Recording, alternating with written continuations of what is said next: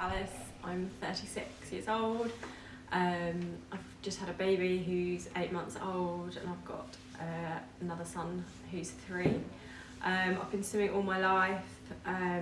Started like as soon as I could swim, really. My mum was a swimming teacher, and then she taught coaching. So your whole family swims? So my whole family, so basically like the swimming pool was my second home when I was growing up, because my mum used to teach at different times in the evening, so I used to have my swimming slot and then just be at the swimming pool, so I feel at home when I can smell the chlorine.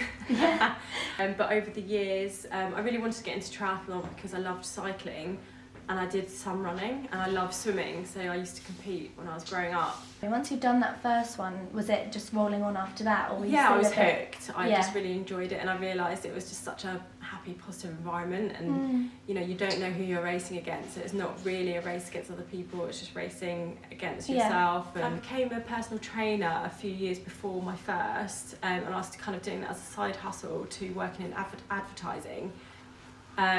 And then I did pre and postnatal personal training to specialise in that area, and it really opened my eyes up to a whole area that I didn't know about, and I think women don't get enough education around it. Lack of awareness. And there's so much on Instagram about, you know, just getting back to it, and there's a lot can be celebrated. It's hard, there's a lot around, you know, you can do anything as a woman, even a mum, but at the same time you should be encouraged to look after your body after you've had a baby, and to really get back slowly. I've tried to really give myself a bit of a break this year, because I think definitely after my first baby I was really eager to get back into it, and I was really competitive with myself, but actually I realised that I was doing myself a disservice.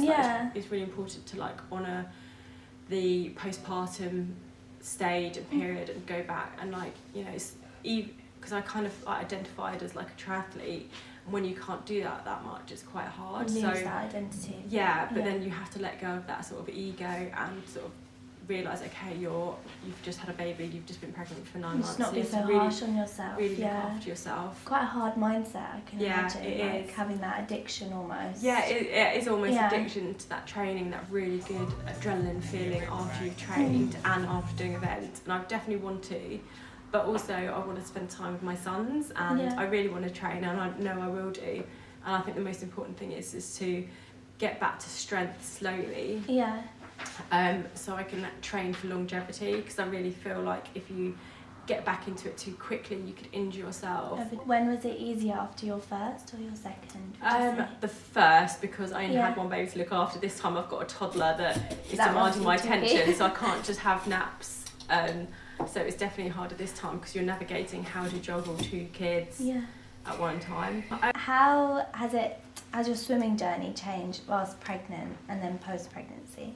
So pregnancy, it just felt so good to be in the water when you're pregnant, because it's not non-weight bearing, which means that all the heaviness you feel when you've got a bump, and you know, your posture changes when you get into the water, all of that is alleviated, so it feels really good.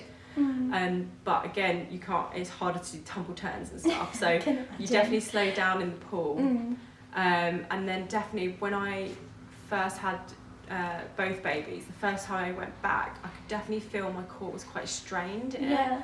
Like it definitely felt like it was, because your core, there's so much going on around the core area.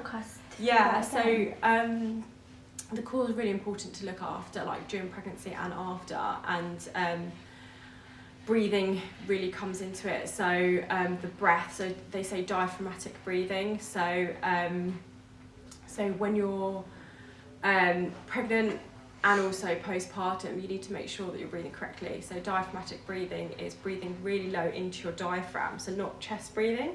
So breathing really low, so big inhale, and on the exhale, engaging your core at the same time.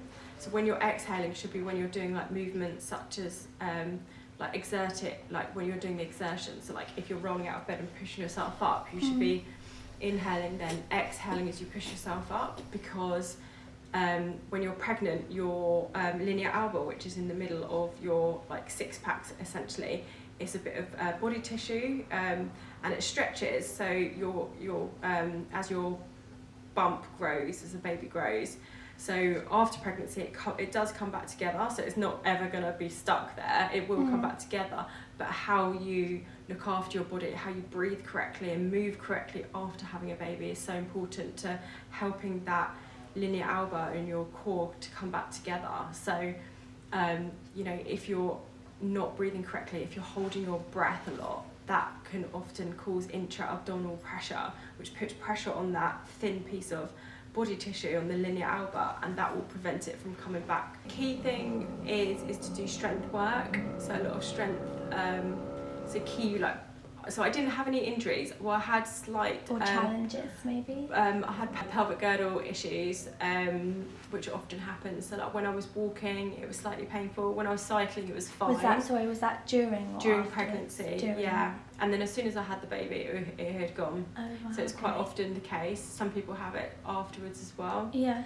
Because there's so much pressure on the joints. And this time, I think the reason why I got it this time rather than my first baby is because I was working in an office, sitting down all day, and it's so you really weren't bad. So I wasn't moving. I was doing personal training before my first, and I didn't have any issues. And I'd say like build up strength of your upper back, because that will help bring your shoulders back. Because when you're pregnant, you pronate a lot, and do a lot of glute and you know, back of your legs, so hamstring work, because your glutes will support your bump as it grows. Because as your bump grows, your whole posture changes, so it really counteracts that postural change. So strengthening your back, your glutes and your hamstrings, I'd say, is really key. And that's the advice you'd give to your clients? Yes. Yeah. And with the core exercises, you don't need to, you can do core exercises without doing sole core exercises. I'd say in the third trimester, they don't recommend you do exercises when lying on your back, because the weight of the baby puts pressure on your vena cava, so you can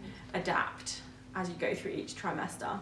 I see. So if anyone's pregnant or looking to do exercise after pregnancy, definitely look for someone that specialises in pre and postnatal, because it's so important, because it is a very specialised area. Yeah, definitely. Did you find that there's a lot of incorrect information out there? There is, maybe? definitely, and a lot of people don't know that you know, you have to do things a certain way or differently when you're postpartum. A lot of people just really keen to just get back to Straight it. Everyone into is. it. I know how it feels. You just want to just feel normal again, but you have to really honour that stage and realise that it is a really vulnerable stage, and to take it slowly. Your body's had massive changes. And there's just not much, your body's going through so much change. Yeah. You have to just really take it easy and almost just be so mindful of how it feels.